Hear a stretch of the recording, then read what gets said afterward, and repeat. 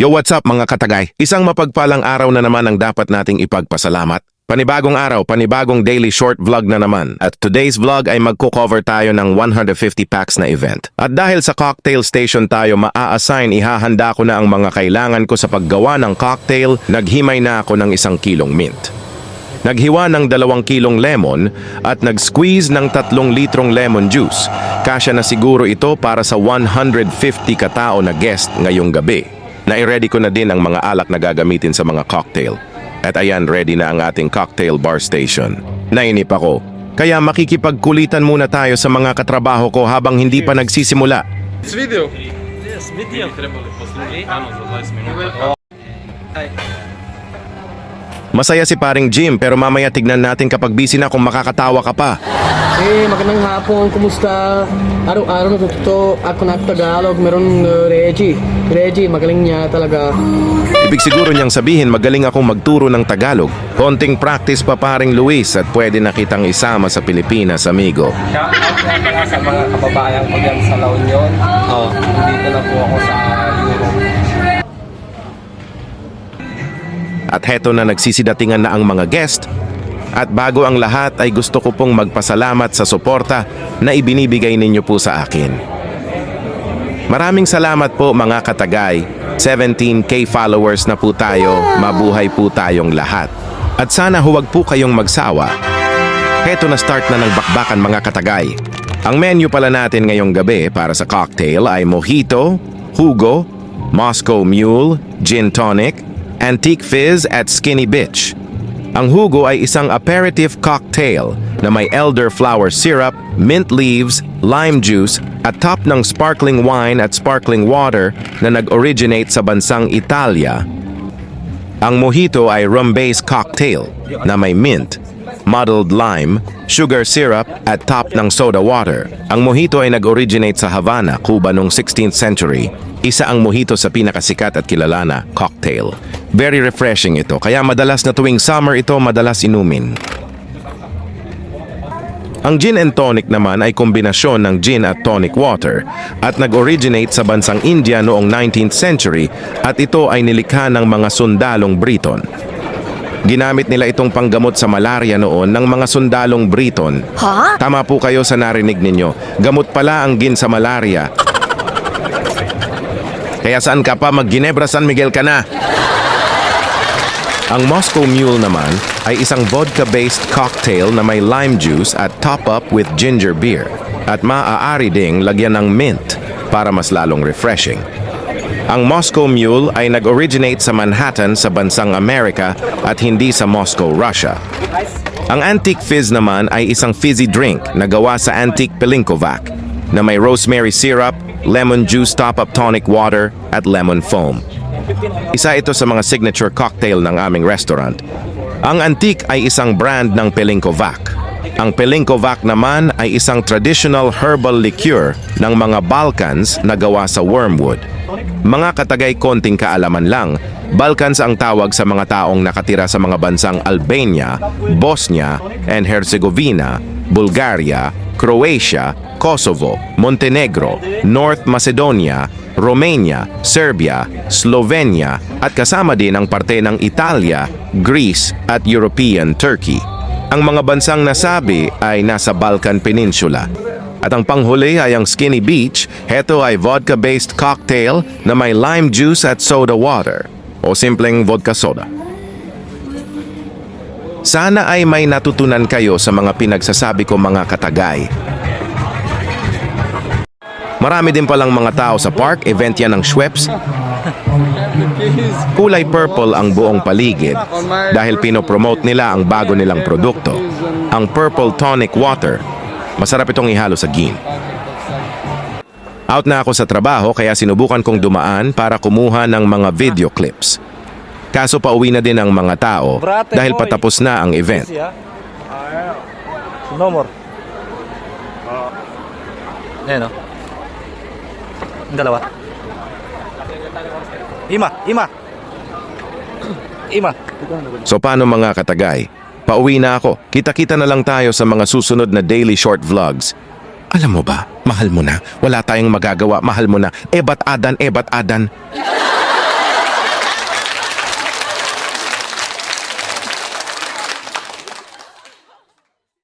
Magandang araw sa inyong lahat mga katagay. Isang mapagpalang araw na naman ang dapat nating ipagpasalamat. Panibagong araw, panibagong daily short vlog na naman tayo. At dahil mahaba na ang buhok ko, today's vlog ay magpapagupit ako. Nadaanan ko ang mga tanim na peach ni Manong. Ang daming bunga at mga hinog na. Naglalaglagan na lang sa lupa. Maraming tanim na prutas si Manong sa bakuran niya. May mga mansanas, ubas, cherry, peras at hetong ang peach. Sabi ni Manong, pumitas lang daw ako kung gusto kong kumain ng mga prutas niya. At nandito na ang taxi na inaantay ko.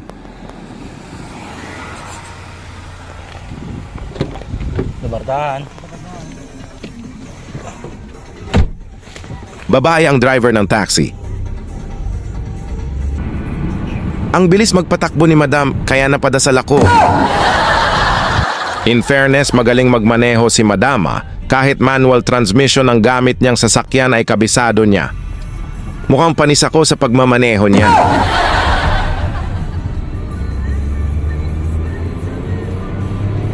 Humaharurot siya, kaya napapakapit ako sa upuan ko. Alam ninyo mga katagay, dito sa Croatia ay mahal ang gupit. Kapag sa mga barbershop tayo magpapagupit, nasa 15 to 20 euro ang gupit dito o nasa 1,000 Philippine peso. At baka hindi mo pa magustuhan ang pagkagupit. Lalo na kung lokal ang barbero, baka hindi kayo magkaintindihan sa gusto mong gupit. Kadalasan mga babae din ang mga naggugupit sa barbershop. Kay paring Louie kami halos nagpapagupit ng mga kabayan na kasamahan ko sa trabaho. Bukod kasi sa mura na ay siguradong magugustuhan mo pa ang pagkakagupit. Shoutout sa iyo paring Louie. At sana sa susunod kong gupit ay libre na. Joke lang. At nakababa na ako ng taxi, mabilis mag-drive si Madam. Imbes na 20 minutes lang ang travel duration ko, naging 15 minutes na lang. Kaya binigyan ko siya ng tip. Dito ako bumaba sa Sheraton Hotel. Hindi ko kasi alam ang exact address ni paring Louie. Maglalakad na lang ako ng kaunti papunta sa tinitirhan nila. Sakto Sunday ngayon, wala din siyang pasok at available siya para maggupit. At nandito na tayo.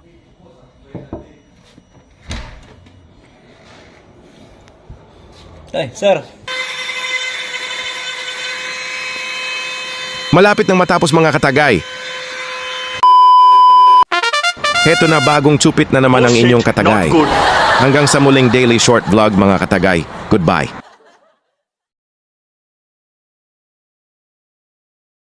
Magandang araw po sa inyong lahat. Isang mapagpalang araw na naman ang dapat nating ipagpasalamat. Panibagong araw, panibagong daily short vlog na naman. Araw ngayon ng linggo kaya wala tayong pasok. Yahoo! And today's vlog ay magluluto tayo ng pansit. Gagawin nating special ang simpleng indomie. Gagawin natin siyang masustansya at masarap na indomie. Kasi sasahugan natin siya ng mga gulay at chicken liver. Kaya espesyal. Kaway-kaway sa mga OFW dyan, siguradong kilala ninyo si Indomie. Magpe-prepare na tayo ng mga sahog na gagamitin sa pagluluto ng pansit indomie. Uunahin nating balatan at i-chop ang mga bawang. Mas masarap kung maraming bawang ang ilalagay. Dahan-dahan kakatagay. Imbes na bawang ang mahiwa, baka daliri mo na pala, wag naman sana. Isusunod nating hiwain ang mga sibuyas. Heto ang pinaka-challenging sa pagluluto. Ang paghihiwa ng sibuyas.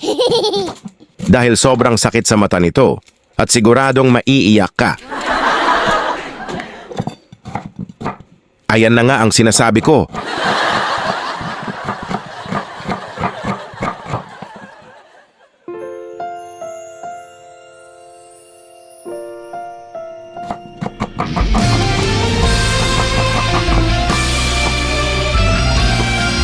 Hindi ko na kaya. Maghihilamos ako ng tubig.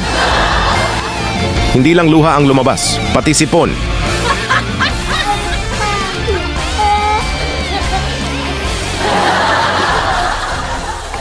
At pagkatapos ng nakakaiyak na part, babalatan at iiwain naman natin ang mga carrots. Hugasan muna natin pagkatapos mabalatan. Dahan-dahan ka ulit sa paghihiwa. Mga bata, huwag ninyong gagayahin ito. Pawang mga professional lang ang gumagawa nito. Hindi naman kasi siya professional. What's up, Doc?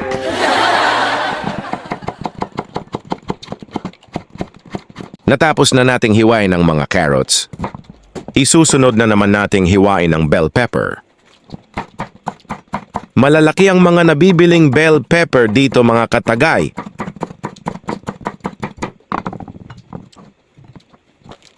At ang huli nating hihiwain ay ang repolyo.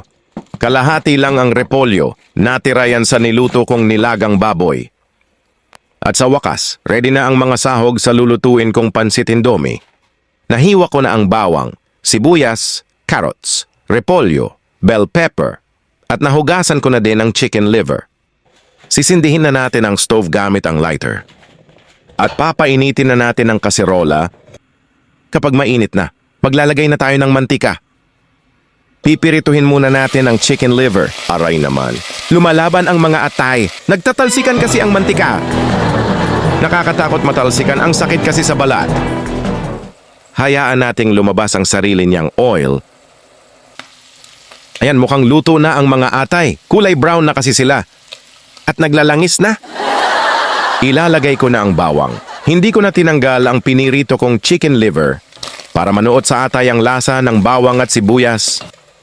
At isusunod ko ng ilagay ang sibuyas. Diretsong gisa lang yan mga katagay. Iba-iba naman tayo ng pamamaraan sa pagluluto. Basta masarap, okay na yan.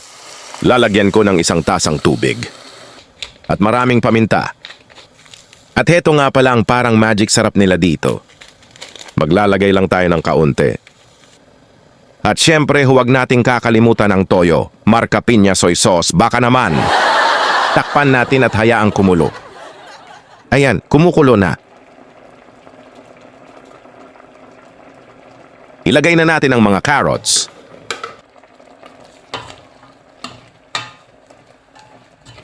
At takpan ulit. Ang arte mo namang maglagay ng takip. Isusunod na nating ilagay ang repolyo.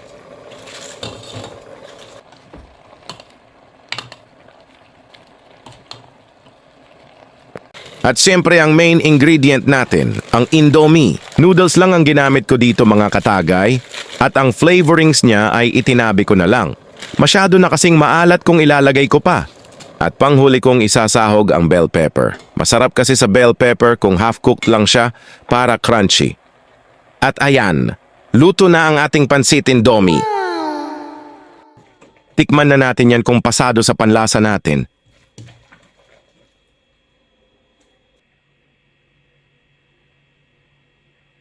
Husgahan na natin mga katagay.